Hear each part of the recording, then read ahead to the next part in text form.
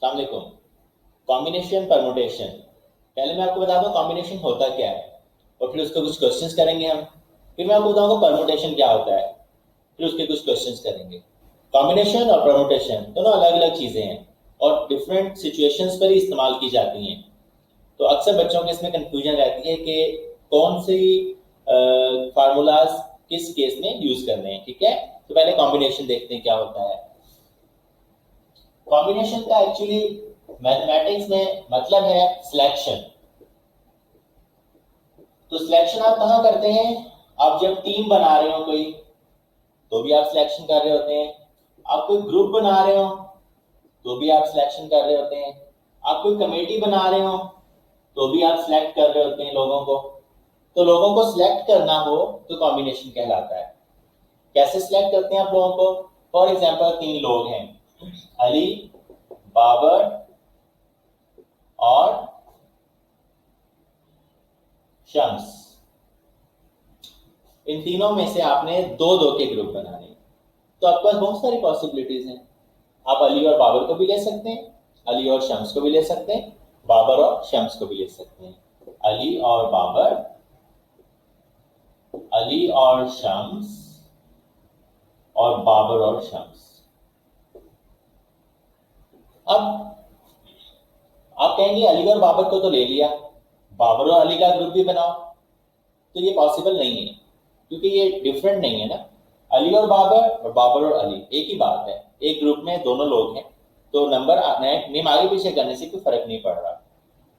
तो कॉम्बिनेशन में ऑर्डर से कोई फर्क नहीं आता, ऑर्डर डजंट मैटर। ठीक है, तो आप कॉम्बिनेशन करते हुए डिफरेंट ऑर्डर वाली चीजों को डिफरेंट कंसीडर नहीं करते क्योंकि ऑर्डर चेंज करने से कोई प्रॉब्लम ही नहीं होती। ठीक है, ये वाली जो सिचुएशंस होती हैं इसको हम कॉम्बिनेशन में यूज करते हैं। ठीक है, कॉम्बिनेशन का फार्मूला है NCR, N combination R। N है ये 1 2 3 लोग, ठीक है, और R है आपको कितनी रिक्वायर्ड है एक बार में 2, तो R 2 हो जाएगा। ठीक है, तो NCR का फार्मूला हो जाएगा N factorial divided by N minus R factorial R factorial. Factorial का मतलब सबको पता होना चाहिए, अगर नहीं पता मैं बता देता हूं। 5 फैक्टोरियल का मतलब होता है 5 multiply by 4 multiply by 3 multiply by 2 multiply by 1। और इस तरह से 6 फैक्टोरियल का मतलब होता है 6 multiply by 5 multiply by 4 and 1 तक चलते चले जाएंगे आप। हाँ, 0 फैक्टोरियल 1 होता है, ये आप लोगों को पता होना चाहिए। ठीक है, इस फार्मूला को यूज करने के लिए आप जब टेस्ट प्रिपरेशन क्या कर रहे होते हैं, टेस्ट की तैयारी कर रहे होते हैं, तो आपको छोटे छोटे फार्मूला छोटे छोटे वेरिएंट्स काम आते हैं अक्सर। सबसे पहला वेरिएंट है कि अगर आपको 2 लोग चूज करने हो, यानी पेयर चूज करने हो, आप 3 में से पेयर बनाएं या 5 में से बनाएं या 10 में से बनाएं, आपको पेयर बनाने के कितने पेयर्स बन सकते हैं क्लास में या किसी ग्रुप में, या फॉर एग्जांपल कितने हैंडशेक्स पॉसिबल हैं। हैंडशेक में भी 2 2 लोग बनाए जाते हैं ना। तो इस केस में आपको क्वेश्चन हो जाएगा NC2। 5 में से पेयर बनाने हैं तो 5C2 हो जाएगा। 10 लोग हैं, कितने पेयर्स बनेंगे? NC2 हो जाएगा। तो हमारे पास NC2 का मतलब ये है फॉर पेयर्स। तो जब भी आपके पास पेयर्स का क्वेश्चन आए या हैंडशेक्स का क्वेश्चन आए तो उस केस में आप ये करेंगे n minus 1 divided by 2। Actually NC2 है, अगर आपको याद रखना है तो मर्जी आपकी, वरना n माइनस 1 डिवाइडेड बाय 2 काफी है कि ये पेयर्स के लिए यूज होता है। ठीक है, फॉर एग्जांपल आपको यही देखना है कि 3 में से 2 चूज करने हैं, तो 3 में से 2 चूज करने हैं तो इसके लिए ये फार्मूला यूज होगा।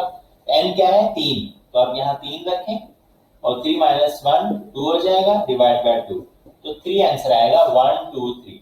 3 ही पॉसिबिलिटीज आएगी हमारे पास। तो ये फार्मूला अगर याद हो तो इट कम्स हैंडी। ठीक है, आपको इस्तेमाल में लाना आसान होता है। ये तो हो गया उस केस में अगर आपको 3 या 4 या 5 लोग दिए उसमें से आपको कुछ चूज करने हो। ठीक है, अब एक दो और छोटी छोटी कन्वेंशन बताता चला जाऊं आपको।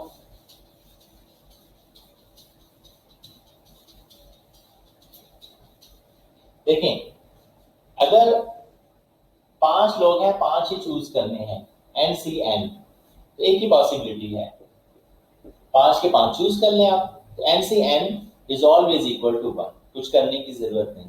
तो अगर दोनों नंबर सेम होंगे तो आंसर 1 आएगा, आपको पूरा सोल्यूशन करने की कोई जरूरत नहीं है, ठीक है। और अगर NC1 है, 5 लोग हैं, आपने एक चूज करना है, तो आपके पास 5 पॉसिबिलिटीज है ना, या वो चूज कर लें, या वो या वो या वो या वो, पांचों में से एक एक जो पॉसिबिलिटी, तो 5 पॉसिबिलिटी, इसका आंसर n हो जाएगा। 5C1 का आंसर 5, 6C1 का आंसर 6, 7C1 का आंसर 7 हो जाएगा, ठीक है। अच्छा, ये इंपॉर्टेंट है, NC(n-1) का मतलब है 5 में से 4 चूज करने, 7 में से 6 चूज करने, 8 में से 7 चूज करना, एक कम चूज करना है, तो एक कम चूज करना है तो उसके लिए भी n ही पॉसिबिलिटीज होंगी। तो बस आपको याद रखना है, जब भी 7 और 6, 6 और 5, 5 और 4 आ जाए तो आप बस ऊपर वाली वैल्यूज यहाँ लिख देंगे। पूरा सॉल्व करने में बहुत टाइम लग जाता है, तो ये चीजें बड़ा काम आती हैं जब आप कैलकुलेशन कर रहे होते हैं, ठीक है।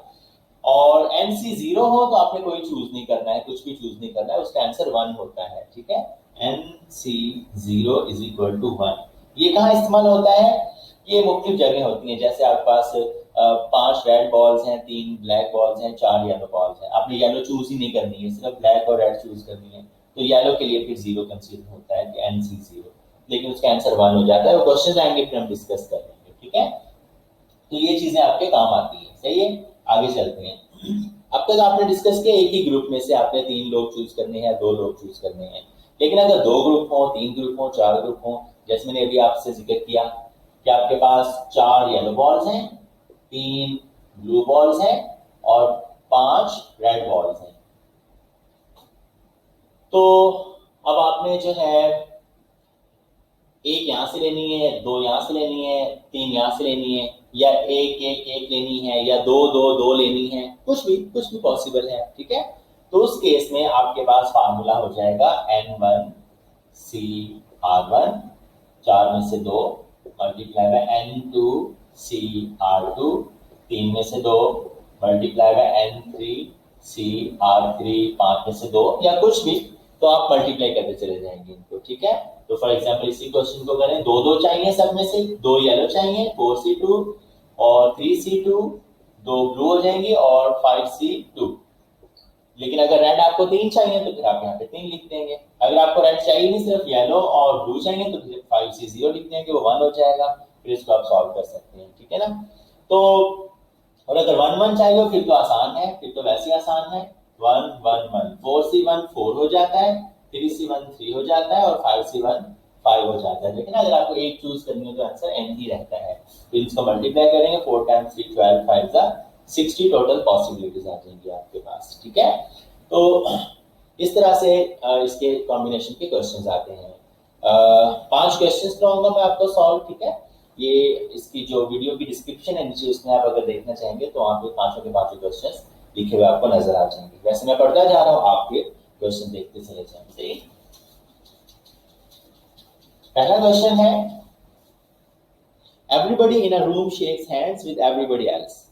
The total number of handshakes is 66 and the total number of persons in the room is, तो टोटल हैंडशेक 66 है। मैंने आपको भी थोड़ी देर पहले बताया, जब भी हैंडशेक्स की बात आएगी तो आप NC2 करेंगे, और जब भी आप NC2 करेंगे तो फार्मूला बन जाएगा n(n-1) डिवाइडेड बाय 2। वो कह रहा है कि हैंडशेक्स जो है टोटल 66 है, तो n बताएं। आई अंडरस्टैंड आप इसको पूरी क्वेश्चन बनाना चाहेंगे, 2 को उधर मल्टीप्लाई करके और n स्क्वायर माइनस n करके सॉल्व करना चाहेंगे, मिडिल टर्म ब्रेक करेंगे या फिर क्वाड्रेटिक फार्मूला लगाएंगे, ठीक है ना। बहुत लेंथी हो जाएगा क्वेश्चन। आपको 4 ऑप्शन दिए हुए, ऑप्शन क्या दिए हुए, 11 12 13 14 15, A B C D E, ये 5 ऑप्शन दिए हुए हैं। तो भाई बारी बारी पुट करके चेक कर लें जल्दी से कि किसका आंसर 66 आ रहा है। अगर हम 11 पुट करते हैं तो यहाँ 11 आ जाएगा, 11 माइनस 1 10 डिवाइडेड बाय 2, 2 5 10, आंसर आएगा 55। नो। दूसरा ऑप्शन पुट करें 12, यहाँ 12 पुट करें आप, 12 12 माइनस 1 11 डिवाइडेड बाय 2, 2 6 12, आंसर आ गया 66। यस, तो ये आपका आंसर आ गया, ठीक है। तो बाज़-औक़ात आपको पूरा क्वेश्चन सॉल्व करना बहुत लेंथी और बहुत महंगा पड़ जाता है कि आपका सारा टाइम उसमें वेस्ट हो जाता है, तो आपको ट्रिक्स पता होनी चाहिए, ठीक है ना। तो ये ऐसा क्वेश्चन है तो आप ऑप्शन पुट करके भी चेक कर सकते हैं, ठीक है। नेक्स्ट क्वेश्चन पे चलते हैं।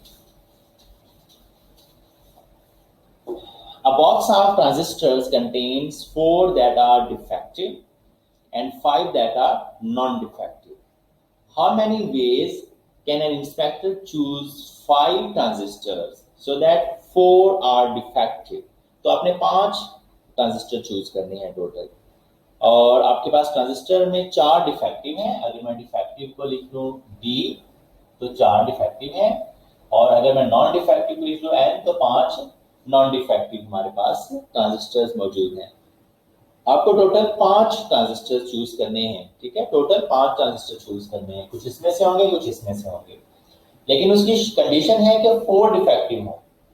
तो इसका मतलब है आप 4 यहां से चूज करेंगे, डिफेक्टिव में से 4 चूज करेंगे, और नॉन डिफेक्टिव में से कितने चूज करेंगे?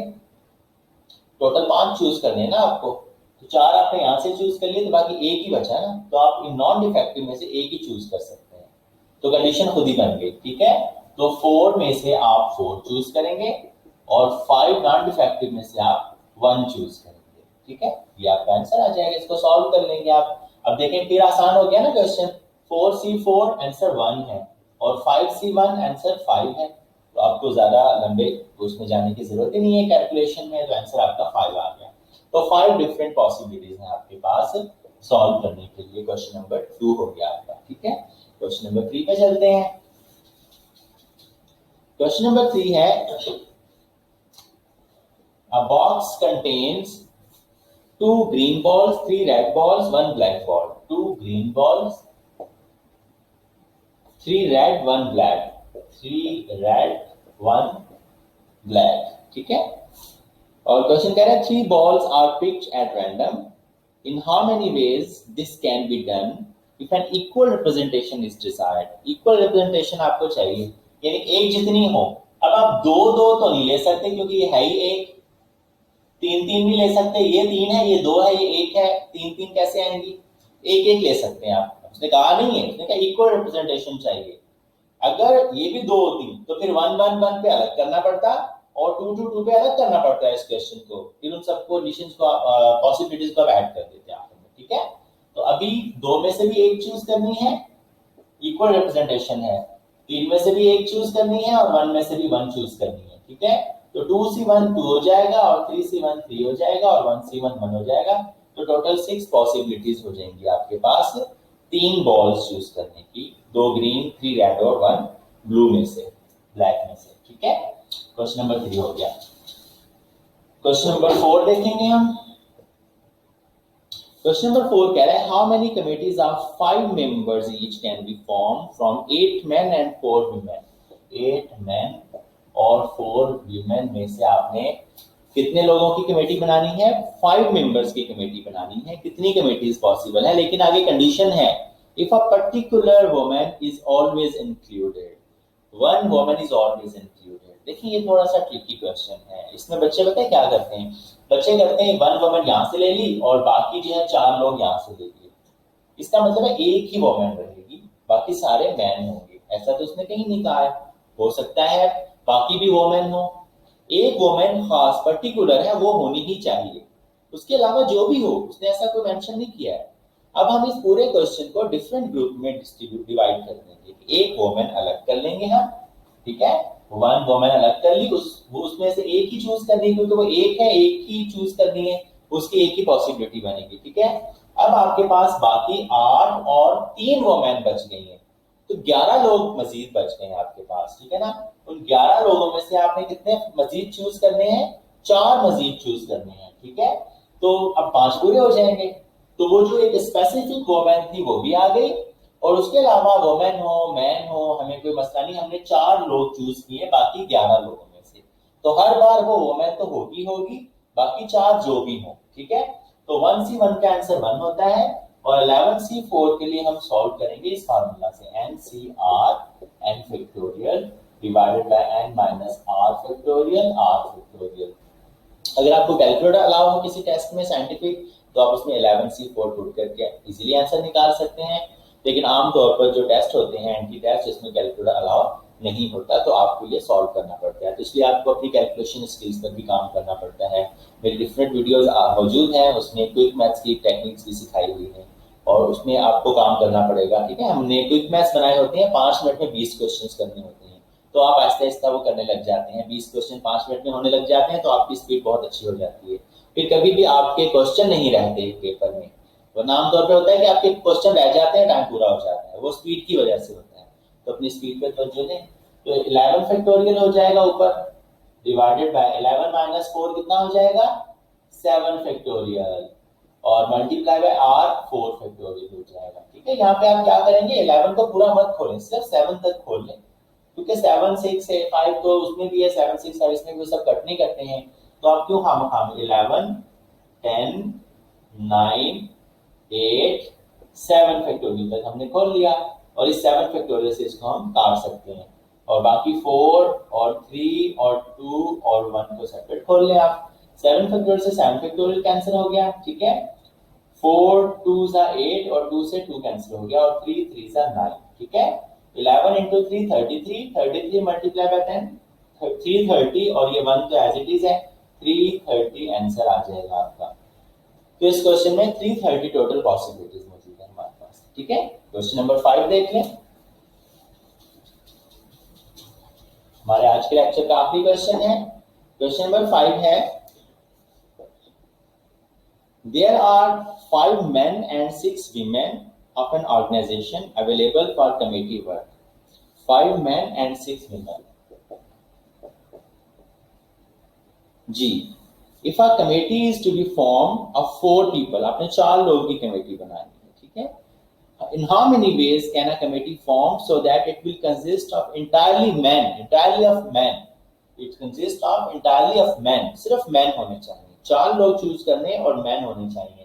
तो 5 में से 4 चूज करेंगे, और जबकि 6 में से आप 0 लेंगे, तो हो जाएगा 5C4 और 6C0। तो वीमेन आपको चाहिए नहीं, आप उसमें चूज ही नहीं करेंगे, लिखने की भी जरूरत नहीं है, वैसे तो लिखना चाहे तो 6C0 का आंसर 1 आ जाएगा, और 5C4 देखिए इससे एक काम है ना, जब एक कम हो तो फिर ऊपर वाले आंसर आ जाता है, मैंने आपको पहले बताया। 5 टाइम्स 6 1 हो जाएगा 0, और आंसर 5 आएगा। तो 5 कमेटीज पॉसिबल हैं इसकी कंडीशन में। ठीक है, तो अभी मजीद वीडियोस हैं, परमुटेशन को डिस्कस करेंगे, परमुटेशन के क्वेश्चंस करवाऊंगा, और प्रोबेबिलिटी है, तो सारा जो है हम एक उसमें कंप्लीट करेंगे आने वाले कुछ लेक्चर्स में। Thank you so much.